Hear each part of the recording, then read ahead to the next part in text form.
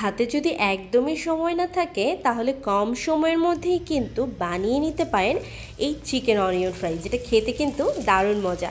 হে everyone, আসসালামু আলাইকুম। কেমন আছেন সবাই? আশা করি সবাই ভালো আছেন। চিকেন অনিয়ন ফ্রাই করার জন্য আমি এখানে হাড় সহ মুরগির মাংস নিয়েছি 300 গ্রাম পরিমাণ। আপনারা আপনাদের পছন্দ মতো নিতে পারেন, চাইলে এখানে হাড় ছাড়া মুরগির মাংসও নিতে পারেন। মাংসটাকে ভালোভাবে ধুয়ে পরিষ্কার করে নিয়ে তারপরে এখানে দিয়ে দিতে হবে স্বাদ মতো লবণ। এখানে দিয়ে দিতে হবে হাফ চা চামচ পরিমাণ গোলমরিচের গুঁড়া, তার সঙ্গে একটু গরম মশলা দিতে হবে, লাল মরিচের গুঁড়োটা একটু বেশি পরিমাণে দিতে হবে ঝালের জন্য, আর দিয়ে দিতে হবে এখানে সামান্য পরিমাণ হলুদ। আর এখানে আদা রসুন বাটা দিতে হবে কিন্তু 1 টেবিল চামচ পরিমাণ। এবার সকল উপকরণগুলো মুরগির মাংসের সঙ্গে খুব ভালোভাবে মিশিয়ে নিতে হবে, যাতে মশলাটা মুরগির সাথে খুব ভালোভাবে মিশে যায়, মুরগি থেকে কোনো গন্ধ না করে। অনেকেই আছেন মুরগির মাংসের গন্ধের জন্য মুরগির মাংস খেতে পছন্দ করেন না, তারা কিন্তু মুরগির মাংসটাকে মেরিনেট করে রেখে দিবেন, তাহলে কিন্তু মাংস থেকে কোনো প্রকার গন্ধ করবে না। মেরিনেট করে কিছু সময়ের জন্য রেখে দিয়ে তারপরে তেলে ভেজে নিতে হবে। তেলটাকে ভালোভাবে গরম করে তারপরে চিকেনগুলোকে এপাশ ওপাশ উল্টে ভালো করে ব্রাউন করে ভেজে নিতে হবে।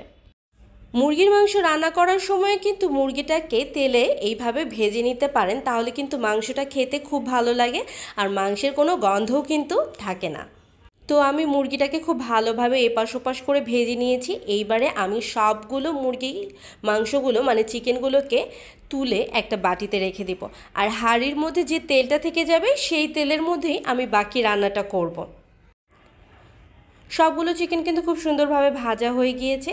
এবার এটাকে একপাশে রেখে দিব। একপাশে রেখে আমি ওই তেলের মধ্যেই দিয়ে দিব 2টো শুকনো মরিচ। শুকনো মরিচটাকে ভালোভাবে ভেজে নিতে হবে। শুকনো মরিচের কিন্তু খুব সুন্দর একটা গন্ধ থাকে, তেলে ভাজার সময় সেই গন্ধটা পাওয়া যায়, আর এর জন্য তরকারির ফ্লেভারটা কিন্তু খুব ভালো আসে। এবার এখানে হাফ কাপ পরিমাণ পেঁয়াজের কিউব দিব, বড় বড় করে কেটে রাখা, আর 6 থেকে 7 কোয়া রসুন দিয়ে দিব, আস্ত রসুন দিয়ে দিব। তারপরে এটাকে ভালোভাবে সটে করে নিতে হবে, মানে খুব বেশি করে ভাজা যাবে না, এটাকে হালকা করে সটে করে নিতে হবে। তারপর আমি আগে থেকে যে মুরগির মাংসটাকে ভেজে রেখেছিলাম সেই মুরগির মাংসটাকে এখানে মিশিয়ে দিতে হবে। এরপরে ভালোভাবে নেড়ে চেড়ে মিশিয়ে নিতে হবে, একটু ভালোভাবে ভেজে নিতে হবে। এটা ভালোভাবে কুক করা হয়ে গেলে তারপরে এখানে আমি দিয়ে দিব কাঁচামরিচ।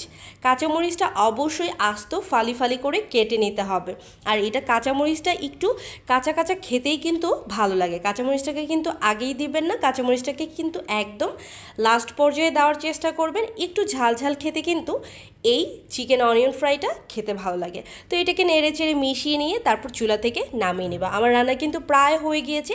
এইভাবে করে কিন্তু খুব সহজেই আপনারা চিকেন অনিয়ন ফ্রাইটা রান্না করে নিতে পারেন, আপনাদের হাতে যদি একদমই সময় না থাকে।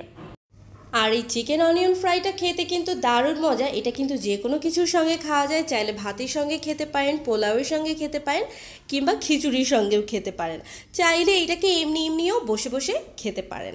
আর আমার ভিডিও যদি আপনাদের ভালো লেগে থাকে তাহলে অবশ্যই আমার চ্যানেলটি সাবস্ক্রাইব করতে কিন্তু ভুলবেন না। ধন্যবাদ সবাইকে।